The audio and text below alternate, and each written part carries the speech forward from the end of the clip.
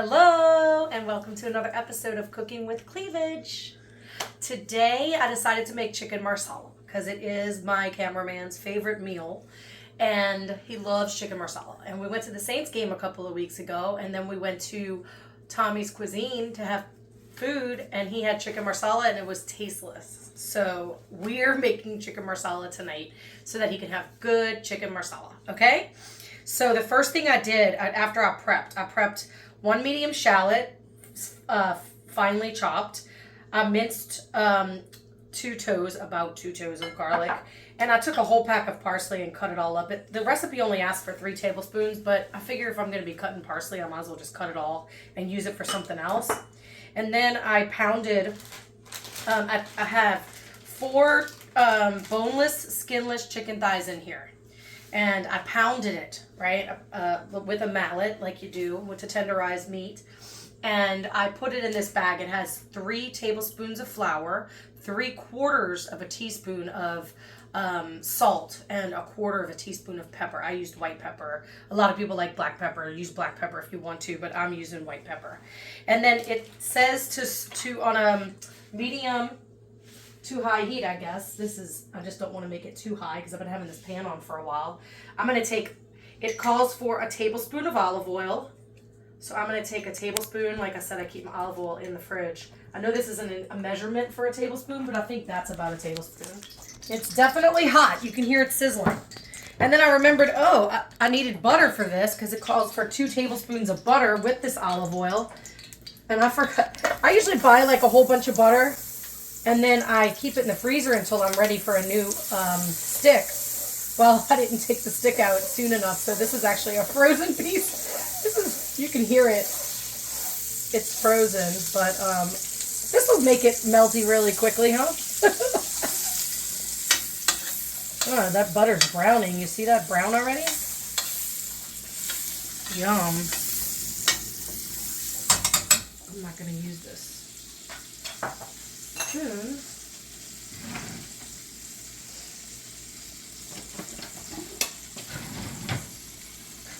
I'm going to use a wooden spoon.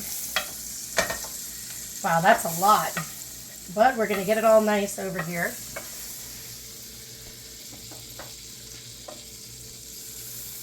I'm going to move the salt back here so that I can use this. Because what you're going to want to do is take each piece of chicken out of the bag. So I'm going to put a glove on again because I'm dealing with raw chicken here. And what you want to do is take each piece of chicken, shake off the excess.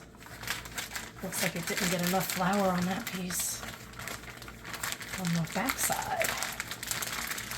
Or it's been sitting in the bag so long it just soaked it all up. So I'm just going to put it in the pan. And you just want to fry it. You just want to brown it on both sides. You don't really want to cook it all the way through. And really, the flour is really just like, when you make a stew and you flour your meat, and then that way you don't have to add flour to thicken the sauce. That's kind of what we're doing right here. And I did not take the fat off the chicken just because I started this really late. So I was like, I'll just cut the fat off on my plate, but what I'm going to do is, it says to shake it off, but I'm going to put it on because I didn't feel like there was enough flour on the chicken. Right? Okay, and then you can just throw this. Usually I'll use this for something else, but we can just throw this away. Okay, so I turned them once to get them brown on one side. So it looks like the other side's still trying to get brown. I turned it up a little bit.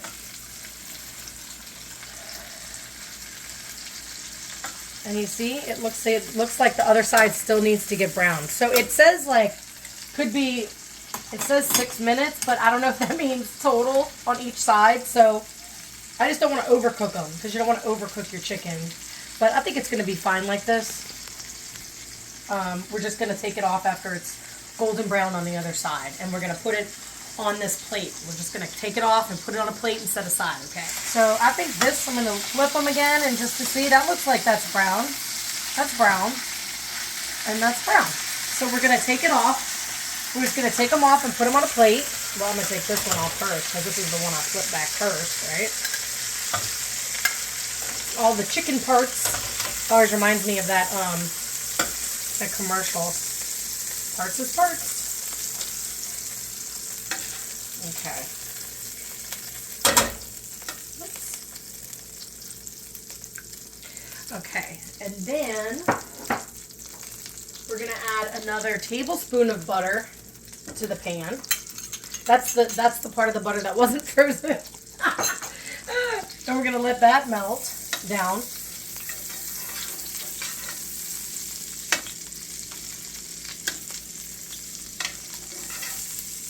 I'm going to put it over here where most of the sauce isn't. You let that melt.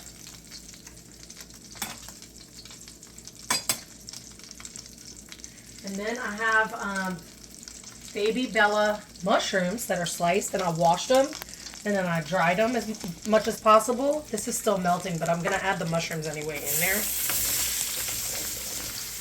And it says to cook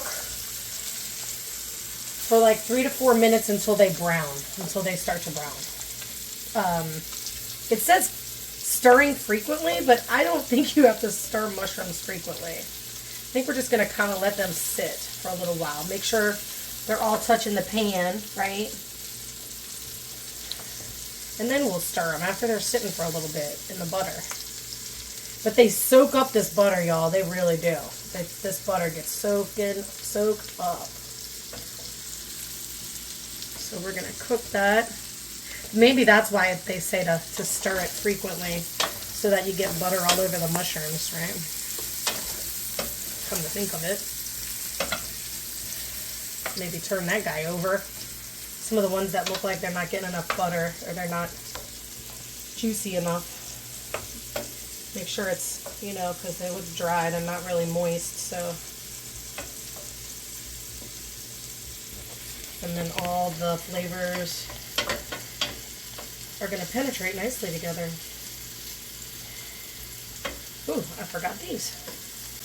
I put a paper towel down in there so it would dry, because I think sometimes mushrooms can get waterlogged if if they say to rinse them as quickly as possible and then dry them. Because if they're just sitting in that water, they'll get waterlogged. So, I don't know, this has been in there probably a minute, I would guess, huh? Mm-hmm. We'll cook it another few minutes until they start to look like they're brown. So I stirred it a couple more times. You see how brown it is? Yeah, that's the kind of brown you're looking for on the mushrooms, right? That looks nice. They look nice and brown. So what I'm going to do is, like I said, I chopped this whole. The recipe called for 3 tablespoons of chopped shallots, but I just got of a medium. But come on, more shallots won't hurt. I didn't even measure this. I just cut up a regular looking shallot and just put it in there. And who knows, it's probably about 3 tablespoons. But I don't think it's necessary. Add that.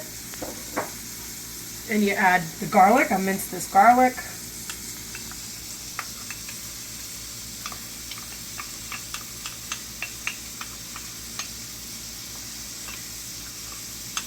And the recipe also calls for 1/4 teaspoon of salt at this juncture. So we'll add that. And then we'll stir it all up. It says to cook for another couple of minutes. See all that brown goodness on the bottom of the bottom? These shallots, because they're such high water content. The mushrooms don't have a high water content unless you add water to it. Like I said, they will really soak up the water. But these shallots will help get that brown stuff off. But the recipe says wait till you put the liquid in, then I'm going to put it next to get that brown stuff. But to me, it doesn't matter, because if you get the brown stuff up, you get the brown stuff up. So another couple of minutes, it says, to cook that. Mushrooms and onions smell so good. And then you add a little, well, this is shallots, and then you add some garlic. Oh my God, that smells so good right now.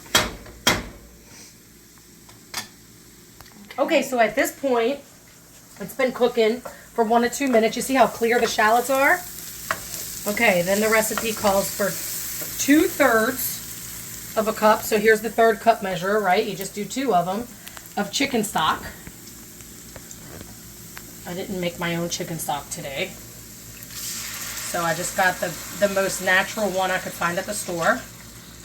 Or my cameraman did.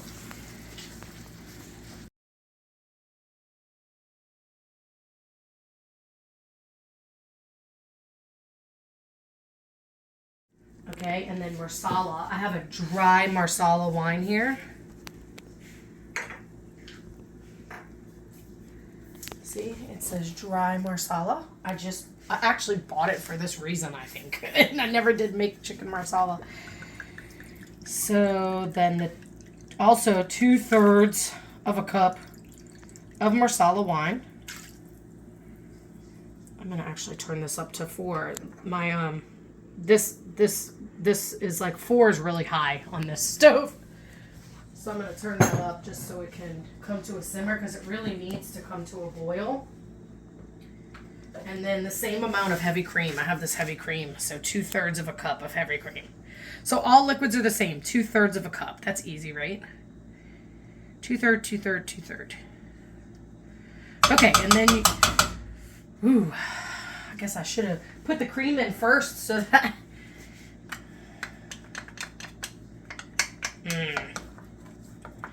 Yeah, just get all that cream out. Okay. Okay, and then it says to use a wooden spoon and get all the brown stuff I was talking about up. Right? Thanks, cameraman. And then we're going to take a 1/4 teaspoon of salt again. It says to add a 1/4 teaspoon of salt and 1/8 teaspoon of pepper. So I'm just going to use, I don't have 1/8 teaspoon, so I'm just going to use 1/2 of a 1/4, right? So like that. I'm going to add that. And then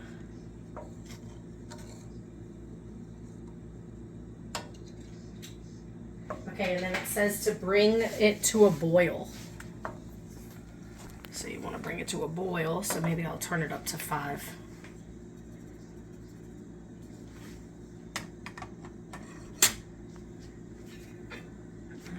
This. I forgot to start the pasta. So do you think that looks like 4 or 5 quarts of water? So I'm going to use my quick boil setting, right? But like my cameraman always reminds me, make sure that it's not coming out over the side of the pot. You see how that's coming out? You don't want it to ruin your pot. That's why I'm saying, like, wow, that 4 and 5, that's high on this stove, right? So I'm going to cover that. But first, I'm going to salt the water because, like I learned from an Italian cook, pasta doesn't have any salt in it. So you want to salt it as if it's like salt water.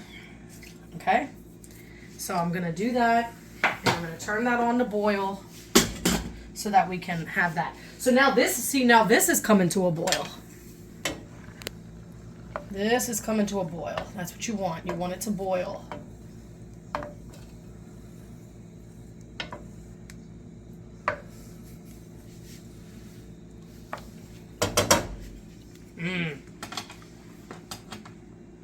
Oh, that smells so good. Oh my goodness. That really smells good. So you're going to let it boil. See how it's starting to boil? The whole pan is starting to boil. I'm going to turn the pot around because I turned it around when I was cooking the chicken. I'm going to turn it back just to get the boil on the other side. Because sometimes when you stir it, like I just did, it stops it from boiling, you know, because then it mixes the whole thing up. So I'm turning it around to try to get the boil on the other side.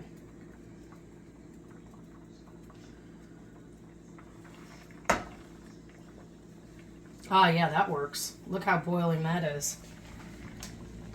That looks like it's boiling, right?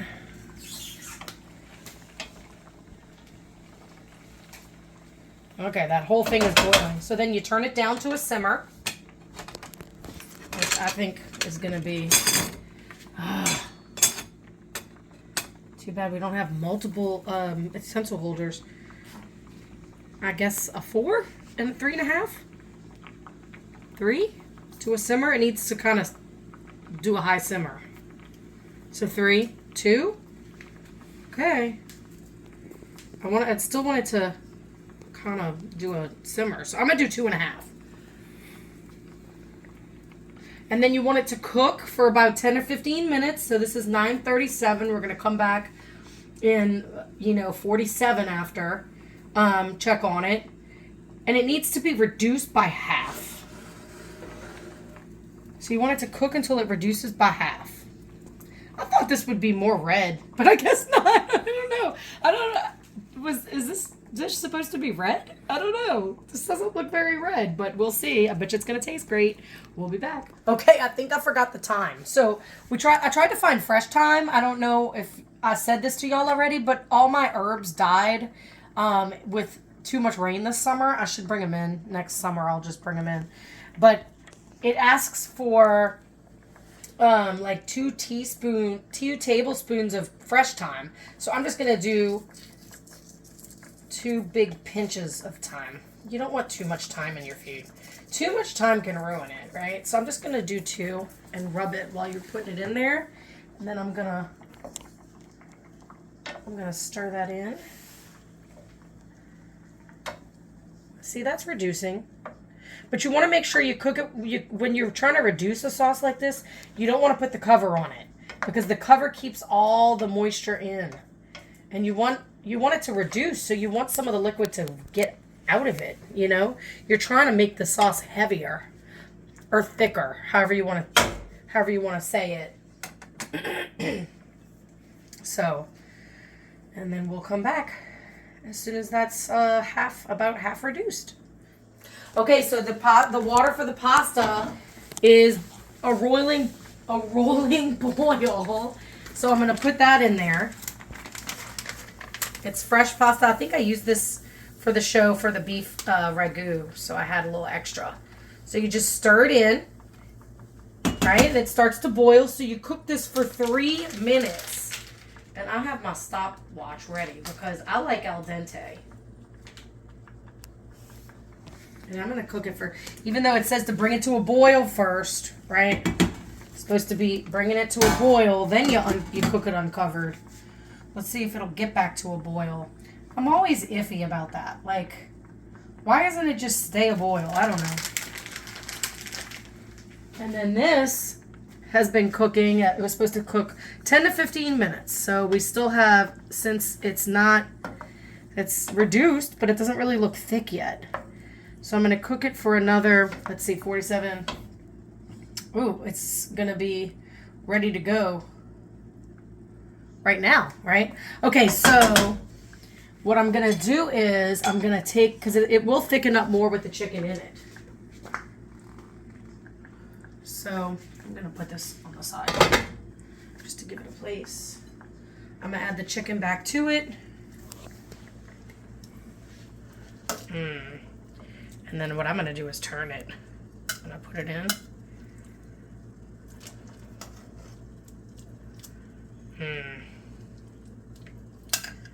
And it says to return the chicken to the pan along with any of the juices that have been sitting on the plate. So we're going to add all that back.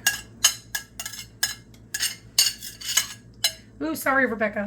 I always think of Rebecca, my friend Rebecca, when I'm making the plate, scraping the plate. So you want to cook this uncovered, is what it said. But now it's not even boiling, so for 3 minutes.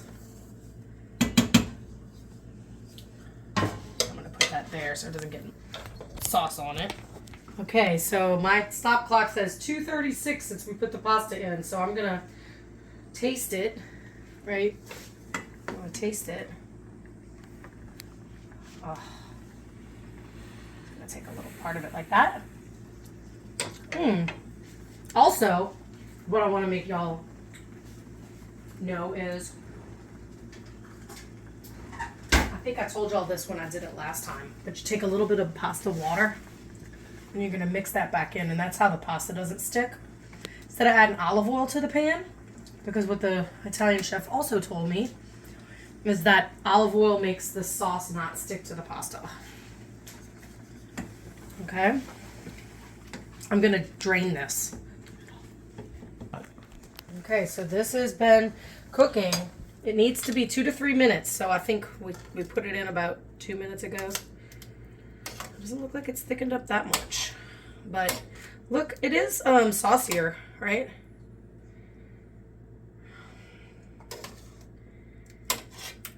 That looks so good.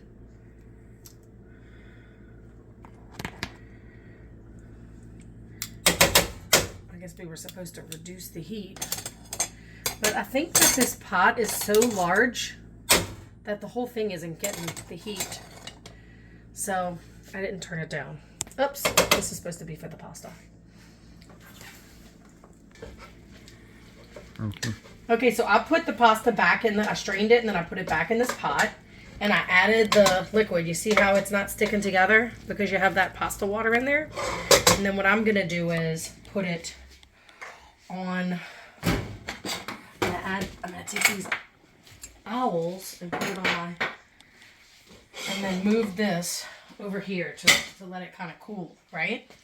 So that's the pasta. That's ready when it's... So you see how it is kind of thickening? And really what you want to do is you want the chicken, like I said, when we cooked it before, we didn't cook it all the way. So you want to make sure the chicken's all cooked through, right? I always say that, right? Okay. So here's the sauce. It doesn't look like it thickened that much. I'm disappointed. Maybe if I did this in my cast iron skillet, but I was concerned about doing it in my cast iron skillet because the chicken, I didn't think the chicken would all fit in there, but look, it probably would have, huh? Oh well, maybe I should have done it in my cast iron skillet. Next time I'll do it in my cast iron skillet and I'll let y'all know if it came out any better. But I guess it all matters how it tastes, right? So I'm going to cook this for like another couple of minutes. That looks really good, doesn't it?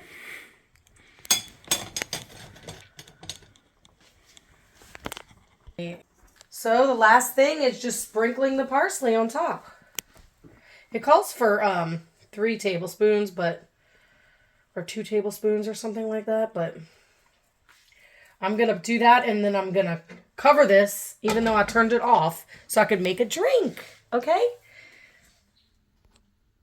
Okay, so while all that's going, I thought I would make a cocktail for y'all, and this is what I learned in Ireland at the Jameson, which they say Jameson distillery. They have a bar there, so after you can get drinks. And we took the tour, and then we got some drinks, and the one that my cameraman liked was the chalk orange. And at first I was like, no, I'm not gonna like that, but it was so good. When we went back to Dublin, we actually we went straight to Jameson to get some more of the chalk orange, and it was delicious. So I forgot to ask them for a recipe. The one I was drinking first was called the Oh My IPA or something like that. OIPA or something like that. We had like a grapefruit in it. But anyway, I'm not making that one right now. She gave me that recipe, but I didn't get this recipe. So we looked on the Jameson website and I saw a recipe that said to make this honey simple syrup, right? Look how thick it is. It's like, you could spread that on butter, right? So I was like, how do you put that in a drink? Well, I did make one last night. I made one. I tried to make one. And I used this instead of this, which is Mozart chocolate, which I saw them use at the Jameson distillery. But I didn't see them use anything like this. And when I used it yesterday, it was so chocolatey, you couldn't even taste the orange. And I felt like it wasn't the right recipe. It felt like it was like a dessert, you know? So I was like, no, I'm going to experiment. So I experimented a little bit, and this is what I think the recipe is, because this is what it tasted like.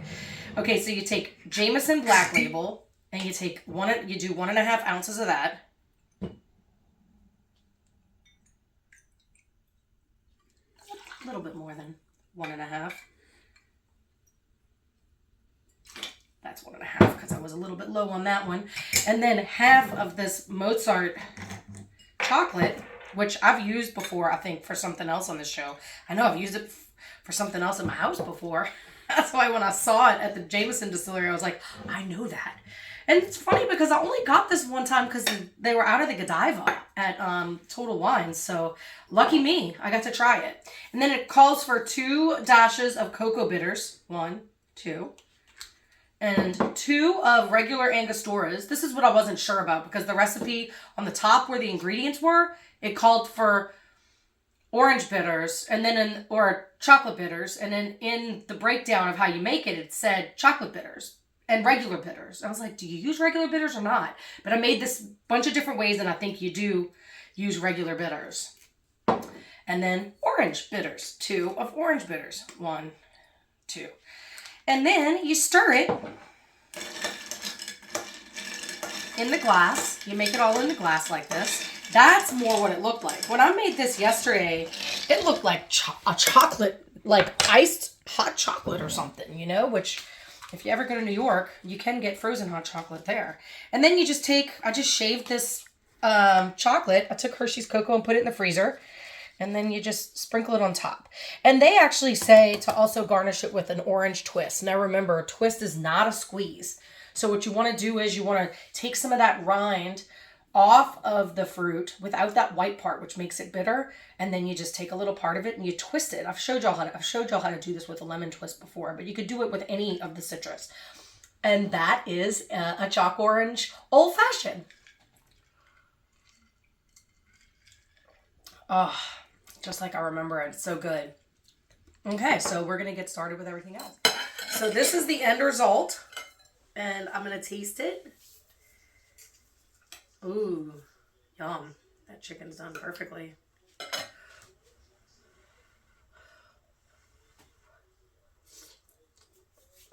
Mmm. That is really tasty. And you could serve this with anything. I mean, you can make mashed potatoes on the side of this. Polenta on the side of this. You don't, it doesn't have to be pasta. It's just what I had in my cabinet. Mmm. Mmm. That is so yummy. Also, for the chocolate orange martini, the choc orange martini, I think maybe just use a little bit less of the chocolate mixture. And I was thinking maybe a little bit of orange juice, but my cameraman said no. But this has so much chocolate syrup in it, it's like a dessert drink. So, yum. I'm probably going to let this water down while I eat my meal. I'm going to put this over here by my meal. And thank y'all for joining me today for this episode of Cooking with Cleavage. Show that you can splice it somewhere, like in the drink. Like this is what I was doing. Mm-hmm. I'm actually shredding the chocolate for the drink.